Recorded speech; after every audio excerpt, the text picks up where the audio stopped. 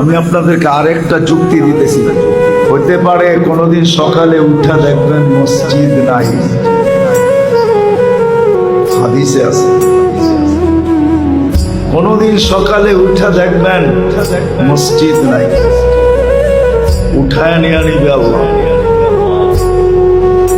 দুনিয়া যখন ধ্বংস করবে এর আগে আল্লাহ মসজিদ উঠায় নিয়ে যাবে। উঠায়া সকালে উঠা দেখবে মসজিদ নাই, উঠায় নিয়ে গেছে।